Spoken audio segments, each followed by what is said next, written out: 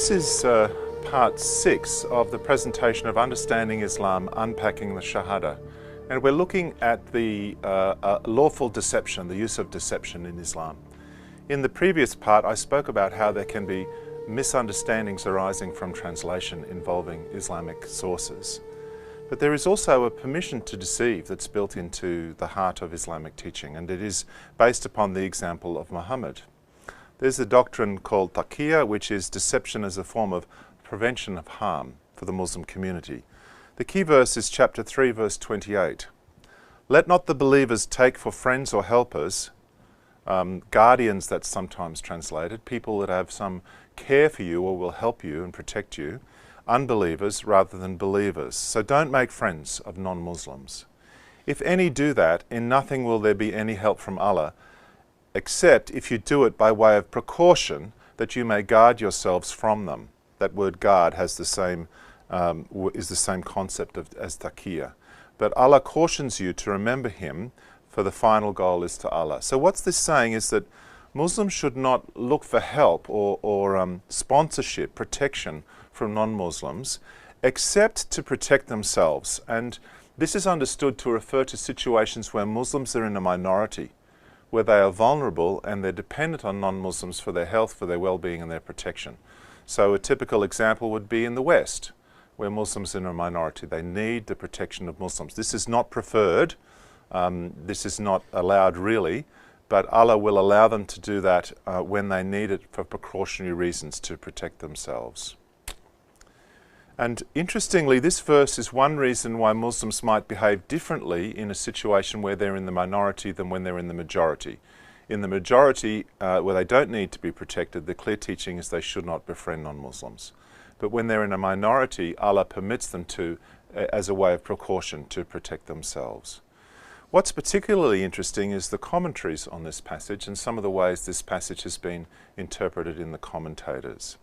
Ibn Kathir said in his commentary on this verse, and you can look this up for yourself, believers are not allowed to show friendship to disbelievers outwardly. Believers are allowed to show friendship to the disbelievers outwardly, but never inwardly. So they're meant to pretend friendship, but not to feel it. Abu Adarda said, we smile in the faces of some people, although our hearts curse them. Al-Hasan said, the tuqya, that is taqiyya, is allowed until the day of resurrection. So this deception will continue until the last day. As-Samakhshari said, the heart is comforted by enmity and hatefulness. So you're pretending to be a friend to non-Muslims who are guarding you, and that's very distressing because you shouldn't be friendly with them, but it's okay because you'll be comforted by the hatred you have in your heart. These are quite confronting texts to be examining, aren't they? They're really, you know, how can that work? What sort of psychological effect do these teachings have? And I want to emphasize that not all Muslims think like this or work like this. Many Muslims are quite sincere in the way they relate to non-Muslims. But the religion encourages otherwise. The religion says, be incredibly friendly to your non-Muslim neighbour, but you'll feel okay because you'll hate them. And how does that work? How do you get comforted by hatred? People that have come out of Islam, and particularly kind of more strict forms of it, or where Muslims are in a strongly dominant position, they understand this principle and they've seen it at work. And it's hard for them sometimes to explain to non-Muslims. When they do that, non-Muslims don't believe them, and they think, oh, this can't be true. How can ethical behaviour look like this? But this is ethical behaviour. This is the straight path of Allah. It creates lots of problems for understanding. And how can you develop genuine understanding of someone else if they're relating out of this worldview? Now, praise God, as I said, not every person relates like this, and many ordinary Muslims don't live this way. You know, your conscience tells you otherwise. Your conscience might tell you this is not the way to live. It's just that this is what Islam teaches.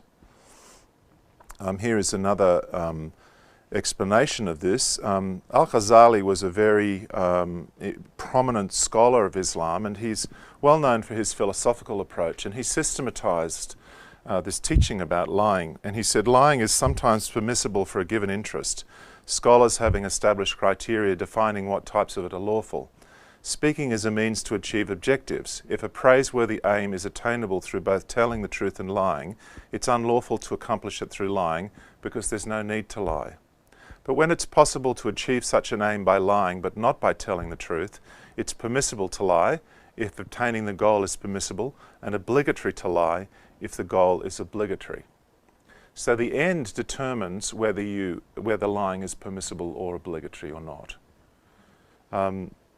He said one should compare the bad consequences entailed by lying to those entailed by telling the truth. And if the consequences of telling the truth are more damaging, one is entitled to lie. That's from The Reliance of the Traveller in discussions, quite elaborate discussions under sections on lying, permissible lying, exaggerating, and giving a misleading impression. It's generally better to give a misleading impression. A misleading impression is literally true, but is intended to make someone misunderstand. So let me give you an example. An example that's given in The Reliance of the Traveller is, suppose someone comes to your house and they want to speak to Ali, and they think that Ali might be in the house. So they say, is Ali in the house? And you know that Ali doesn't want to meet this person. So you say, Ali is not here. Ali's not here. By which you mean he's not here, it's not between my hands. And that person thinks you're saying he's not in the house. So that's giving a misleading impression. That's regarded as more precautionary. That is, if you do sin by lying, you've protected yourself by doing that. And often in relating to Muslim people who are indoctrinated in this aspect of Islam, you have to be very specific in the questions and not just fill in the blanks. There was a case of the Grand Mufti in Australia who gave a very inflammatory speech, translated to English, didn't look good. And his spokesperson said, oh, it's not an accurate translation. Meaning not every word was completely accurately translated, and that was true.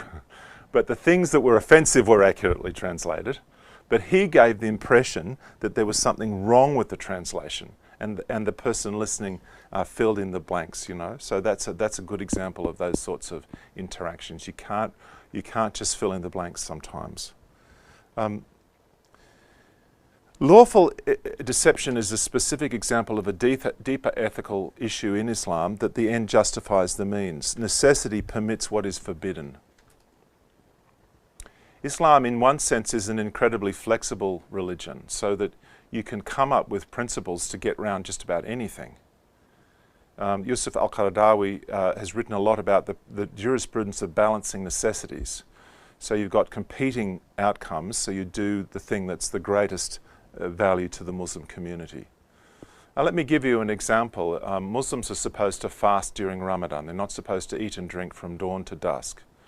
And last year the Olympics was held in the middle of the northern summer in the UK. And that's very bad for the athletes because they wouldn't be able to eat or drink during the day. So a number of different scholars came up with justifications about why it was permitted for them to eat or drink. They appealed to principles in Islamic law to justify that. And so there were various fatwas produced to allow them to participate. The reason being is that it's good for the glory of the Muslim community if Muslim athletes can do well and participate. It's damaging to Islam. So necessity permits what is forbidden. It is illegal in Islam to kill yourself, but if your goal is to destroy the enemy, it's permitted. It's not suicide anymore. And there's many, many examples that you could give of that. You're supposed to pray 5 times a day, but if you're traveling, there's an exemption. You can catch up your prayer later on. So this is balancing necessities. Incredible pragmatism is part of Islam, and that can make it quite confusing as well. Some more examples. Pope Benedict's Regensburg address, he said, he spoke of Muhammad's command to spread by the sword the faith he preached. And there was a lot of anger from the Muslim world, and a letter was written called the Aman letter, which rebuked the Pope. It said that the notion that Muslims are commanded to spread their faith by the sword doesn't hold up to scrutiny.